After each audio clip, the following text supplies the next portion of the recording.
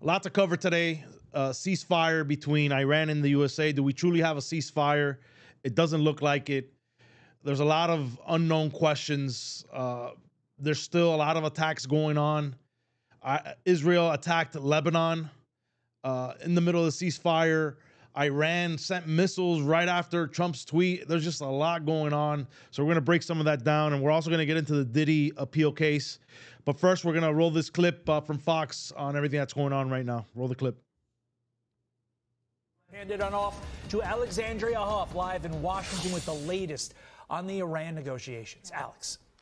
Hey, good morning to you both. The U.S. and Iran plan to hold talks this weekend in Islamabad. Vice President Vance leading those. As President Trump says, U.S. forces will remain in the region until a lasting peace agreement is made. He wrote this, quote, all U.S. ships, aircraft, and military personnel with additional ammunition, weaponry, and anything else that is appropriate and necessary for the lethal prosecution and destruction of an already substantially degraded enemy will remain in place and around Iran until such time as the real agreement reached is fully complied with. Now, the current ceasefire does remain fragile, as you said. Iran claims that it has already been breached by Israeli strikes on Lebanon targeting Hezbollah. The Iranian-backed militant group vowed to continue attacks on Israel. In response to that, the U.S. and Israel both say Lebanon was not included in the ceasefire, a misunderstanding, according to the vice president. What we said is, and we'll get into J.D. Vance's remarks on what he's in Pakistan right now, negotiating with Iran. Man, this is all over the place. And I've been saying it, the messaging is all over the place. Do we truly have a ceasefire? It doesn't seem like it. And the Strait of Hormuz was open for a couple hours, and there's a lot of different reporting coming out that they're charging $2 million a ship that's, going through the strait. This is a complete mess and debacle. And as this keeps going on, this is going to be Trump's biggest failure. And I don't know if they can recover from this. I don't know what the off-ramp is here. In Israel, why would Israel, after reaching a deal, supposed deal with Iran, go ahead and bomb Lebanon right after? I at least give it a day to see how Iran's going to respond to the ceasefire. But you go ahead and you bomb the shit out of Lebanon. I don't get that. Give it a day, give it 2 days. Why continue to set flames to the fire? I don't understand it. Obviously, I'm not in the room with the information. Just from the outside looking in, this doesn't make any sense at all. Israel saying that Lebanon's not part of the deal. Hezbollah's not part of the deal. But man, if we're truly trying to get to peace and a resolution to this situation, at least give it 24 hours and see how Iran responds to the ceasefire. But you go ahead and just bomb the shit out of Lebanon. It's just, I don't understand it for the life of me. It just, none of this stuff makes any sense to me. And I'm sure a lot of you have a lot of questions. But Israel, and Israel's getting a lot of blame. A lot of the same people that supported Trump in his 2024 run, all these podcasters are flipping on Trump, and we're going to get into some of the remarks, and I'm going to put a clip up of Megyn Kelly and her remarks. She's completely flipped the script on Trump, but here's J.D. Vance with his remarks. The ceasefire would be focused on America's allies, both Israel and the Gulf Arab states. If Iran wants to let this negotiation fall apart in a conflict where they were getting hammered over Lebanon, which has nothing to do with them and which the United States never once said was part of the ceasefire, that's ultimately their choice. We think that would be dumb, but that's their choice. Iran's foreign minister, he objects to that, writing this: the Iran-U.S. ceasefire terms are clear and explicit. The U.S. must choose ceasefire or continued war via Israel. It cannot have both. The world sees the massacres in Lebanon. The ball is in the U.S. court, and the world is watching whether it will act on its commitments. Iranian state media also reporting that Tehran has closed the Strait of Hormuz. This is a major point of contention and of disagreement right now. The U.S. and allies demand it remains open. Guys. You can cut the clip. All right, Alex. So there you have it. You have Iran's response. If we truly want a ceasefire, then we got to stop, and Israel has to stop. And who can disagree with that?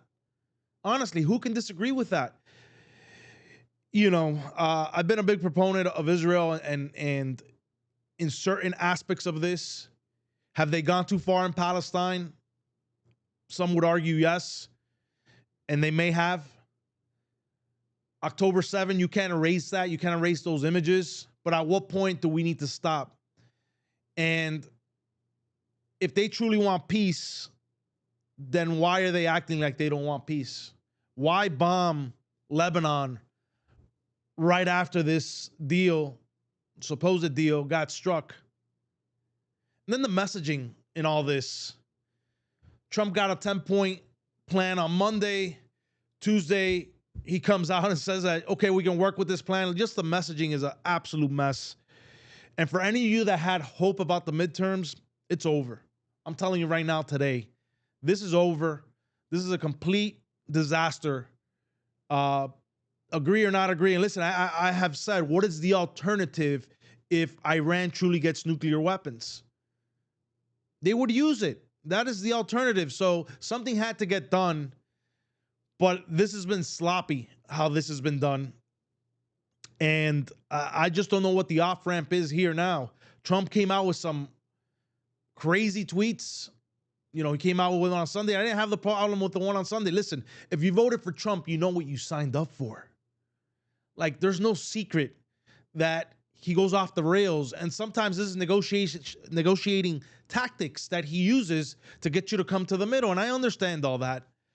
And then the tweet he sends out Monday, talking about that he's going to wipe a civilization out. Man, very, very strong words by a president, right?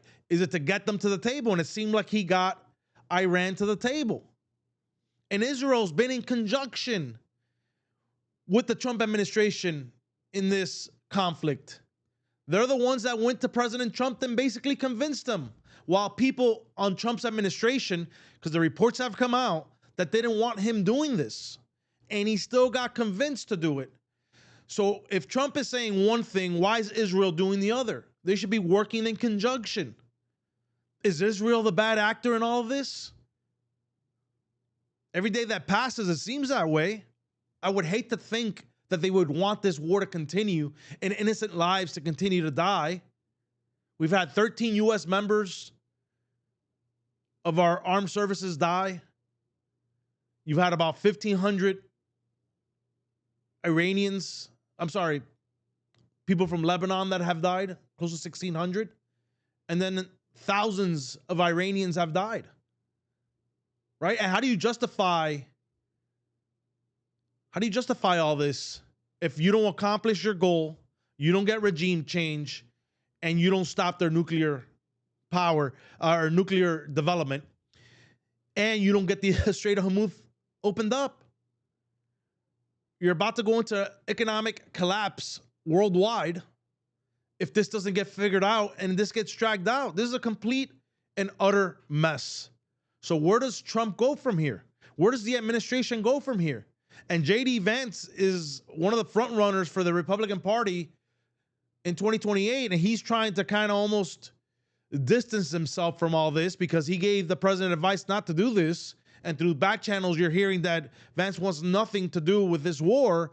And now he's seeming like he's the one that's, in the front of the negotiations in Pakistan to, negotiate a peace deal.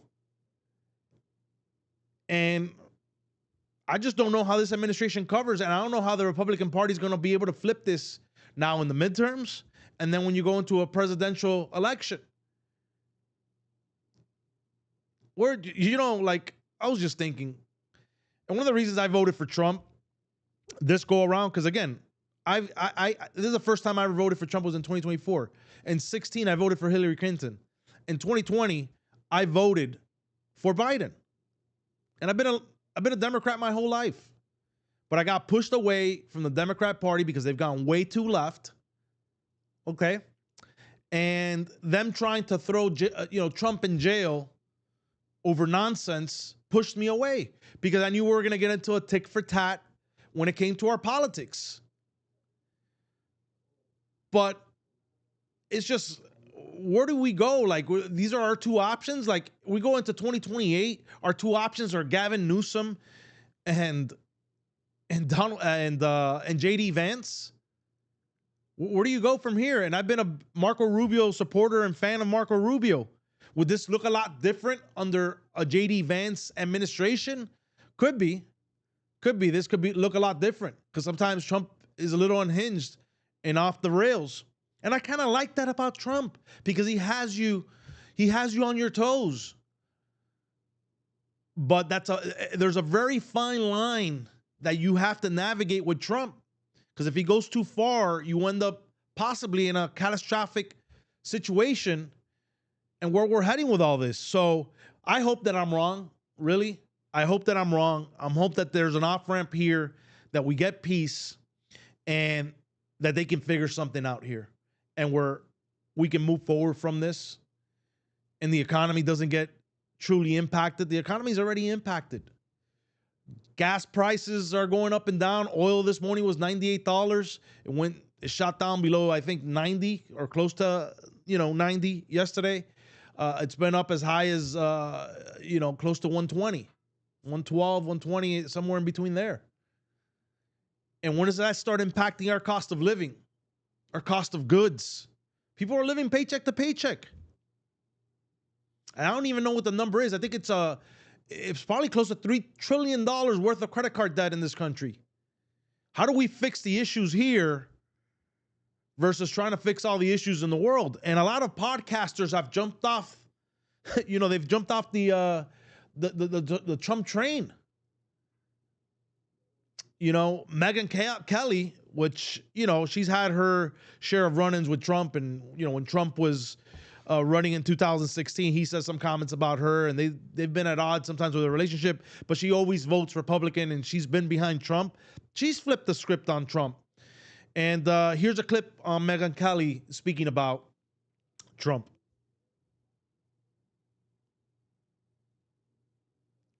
We got it?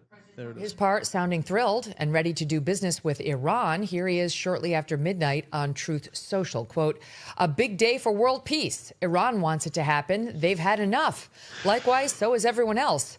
The United States of America will be helping with the traffic buildup in the Strait of Hormuz. There will be lots of positive action. Big money will be made. Iran can start the reconstruction process. We'll be loading up with supplies of all kinds and just hanging around in order to make sure that everything goes well.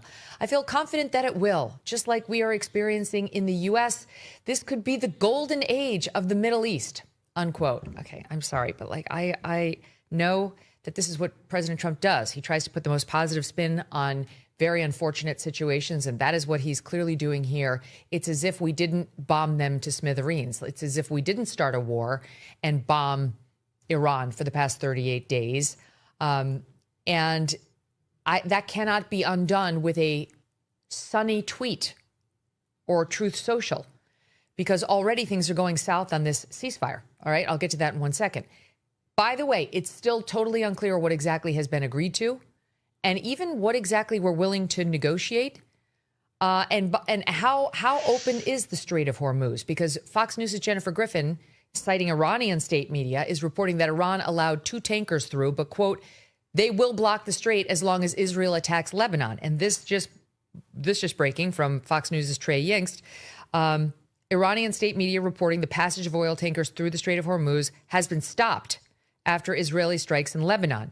Now, the issue of Lebanon is very sticky because at first it appeared, we thought, that part of the ceasefire was Israel would stop bombing them, would stop bombing Lebanon. But then Israel continued bombing Lebanon and came out and said, "We're not part of this. We didn't agree to that. It's not part of it. We can bomb Lebanon all we want." And then Iran said, "What? We thought Lebanon was part of it." And now here we are at 12:04 on Wednesday with the strait closed again because our good friend and special ally Israel is fucking up the ceasefire within 12 hours of it being struck. They're bombing Lebanon, so the strait is closed again. Our special good friend that got us into this war and really doesn't want us getting out. President Trump. Stop the clip. Can you disagree with her? Israel's not fucking this up? Seems that way. Seems that way. It just seems that way. And if plus one is one, or 1 plus 1 is 2, it's usually 2. Where do we go from here? You have people jumping off the train, off the Trump train. Marjorie Taylor Greene, she's jumped off. She's wanting to invoke the 25th Amendment. Is that even a possibility? Is that even a reality in all this?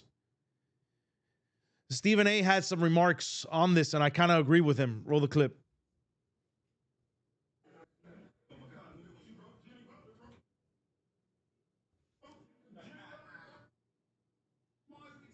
A bunch of people on the right, bloviating, talking out of both sides of their mouth, knowing that they're pushing for something that'll never happen, meaning invoking the 25th Amendment, led by the vice president, cabinet members, and 2/3 of the House of Congress coming together to unseat a sitting president due to him being unfit. I'm not saying it to you because I think it's going to happen. I'm not going to engage in futility. That ain't going to happen. As long as he's alive and breathing, Donald Trump's going to be the president until the end of the year 2028. It's just a fact.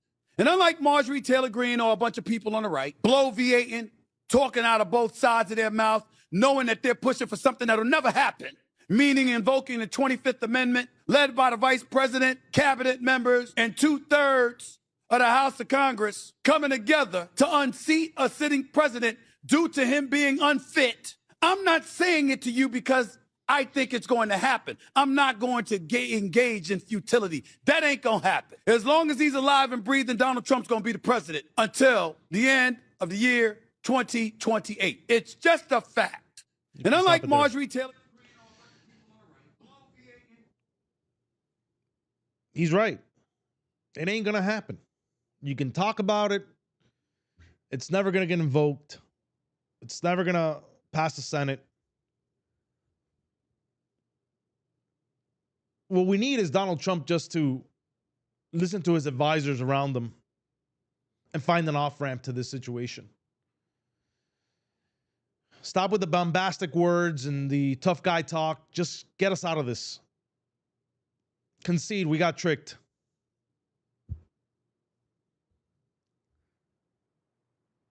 Just concede it and get us out of this. But we're not heading. I was telling a friend yesterday. This is heading towards some difficult times for our country and for the world, because I just don't see an end to this. And does Trump take the L, right? And can messaging save him and say he won? Won what? What did he win? And people have asked me, if you had the opportunity to vote for Trump again, would you? If I had the same information, I would. I cannot see a country being ran by Kamala Harris right now. Can't see it. So give me the best of both evils.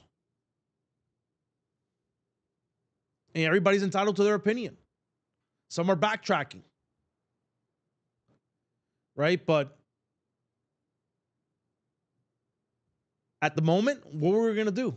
The economy was on the floor at that moment. Joe Biden was basically dead. You insert Kamala Harris and try to shove her down everybody's throat.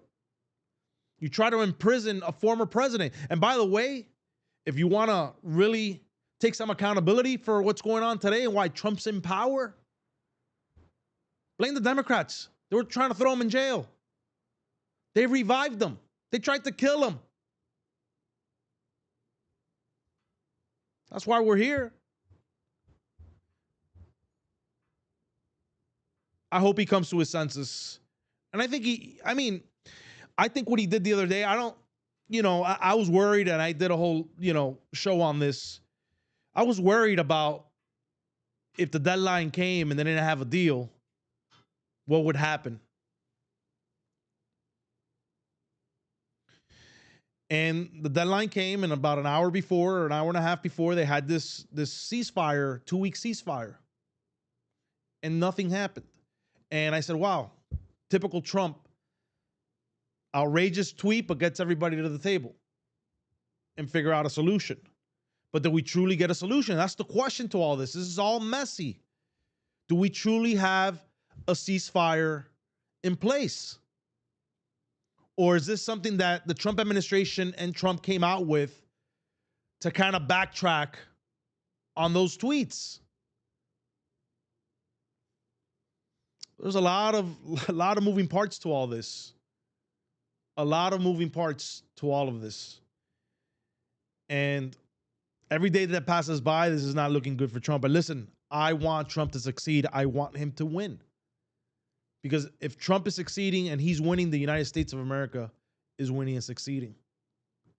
But if we're being honest, a lot of this stuff is messy. The whole immigration thing, the optics of it, even if you agree or not agree on the deportations, it was messy. The whole ICE situation was messy. From an optics perspective, it wasn't great. And what do people vote on? Their emotion in their pockets.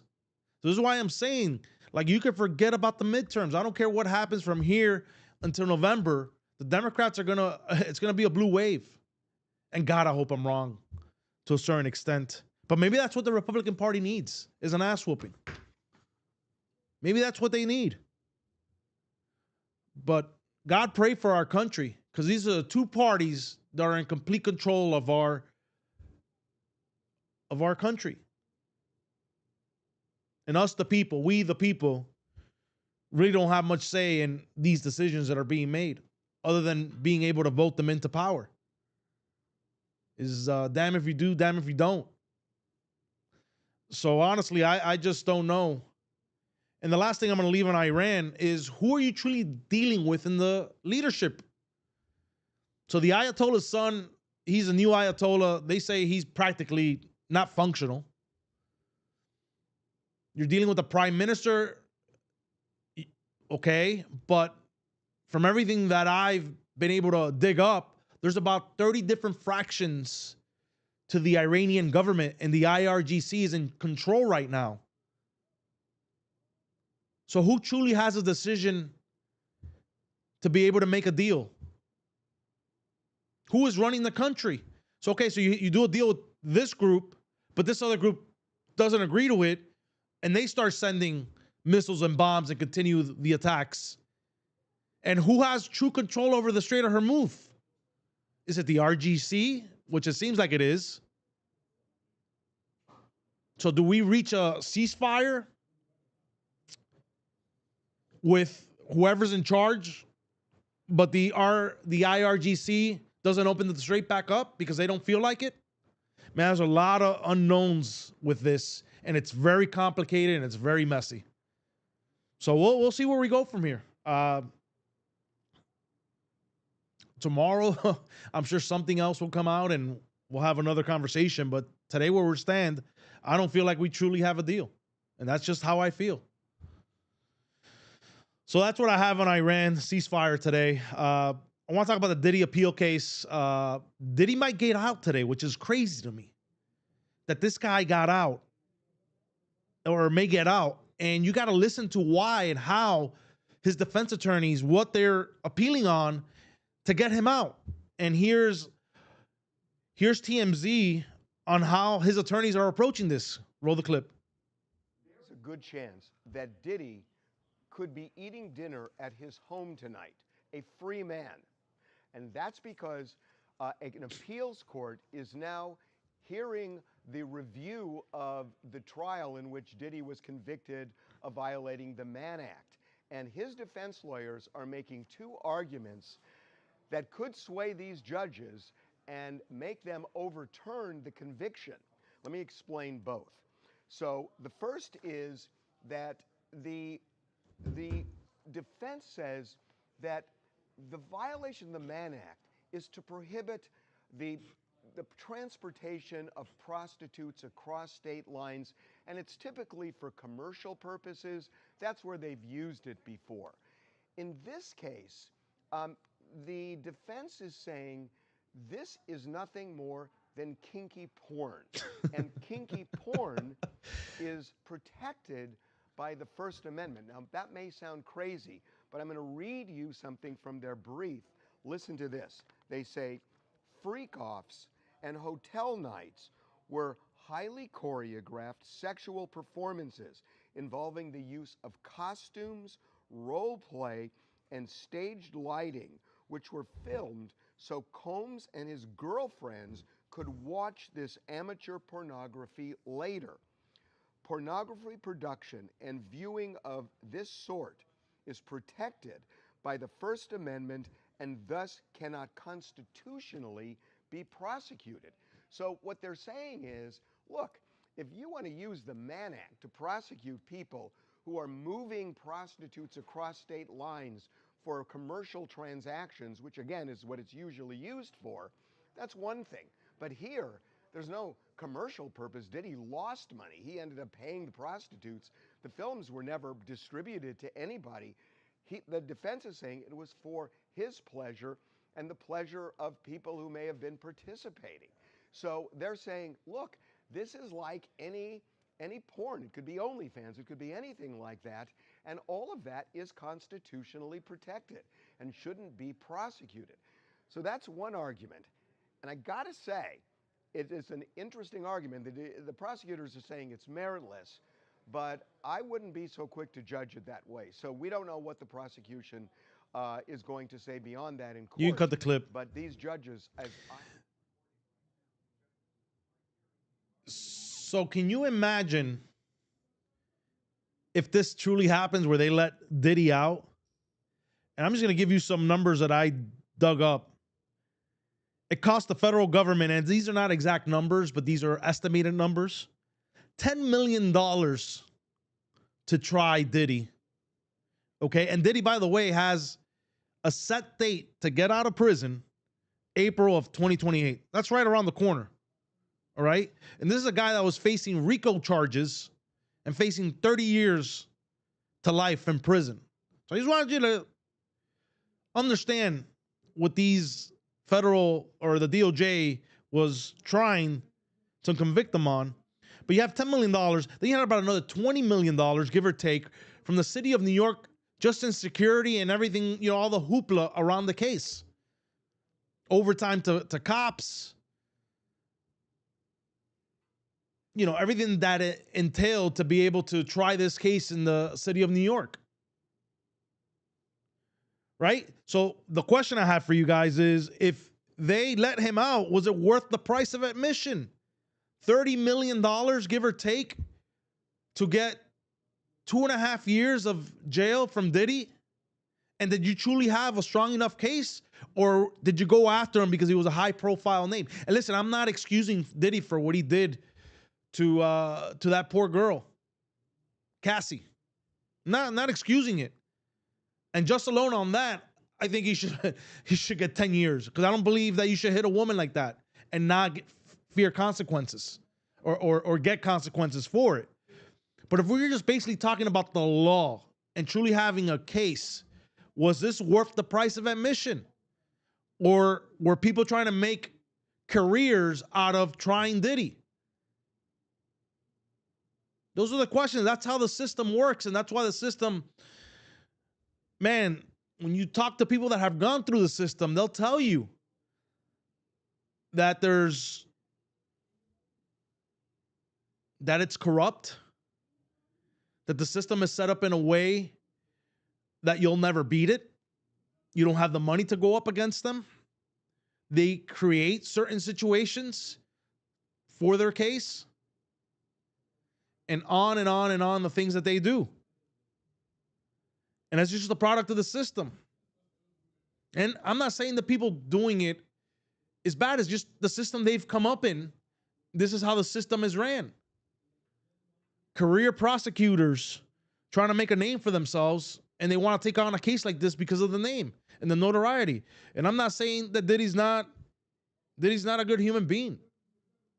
I hope that he comes out and can be a contributor now and do some good things, I hope.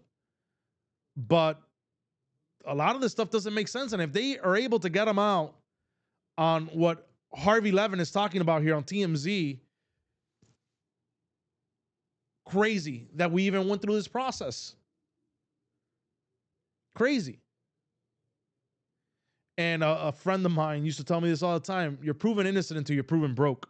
So if you have the money to fight the legal system, you'll be okay. And Diddy obviously has the money to be able to fight and go to appeals and do certain things. He's got very, very good attorneys. And they might pull this off. Diddy might be in Miami tonight if they pull this off, eating at home, like Harvey said. It's within the realm of possibility. I wouldn't be surprised, not one bit. But was it worth the price of admission? That's the question. It's a lot of money to just get 2.5 years out of somebody. A lot of money that didn't kill anybody. You know, didn't commit fraud. Sure, he was doing some things that are not morally right with me. Touching a woman is never right, and you should face a severe consequence for that. But based on our law, and he never got charged with that. She never pressed charges. That's, you know, and there's probably reasons why that didn't happen. I know that he did pay her $23 million in a settlement. But was this worth the price of admission? That's the question I have for you guys. Like, seems like a lot of money to get 2.5 years. So we love your feedback. I would love your comments over this case. It's just, it's incredible that this is even a possibility today. So that concludes today's episode. I hope you guys enjoyed it. Just a lot of unanswered questions, I think, with this whole Iran-U.S. situation. I don't understand it. And there's a lot of mixed messaging from this Trump administration. I hope they find an off-ramp quick and we can get a solution to this so we can move on with our lives and deal with the issues that we truly have going on here in the United States. But to me, personally, it doesn't seem that way. So make sure to like, share, subscribe, comment. We'll love the feedback. Catch you guys on the next one.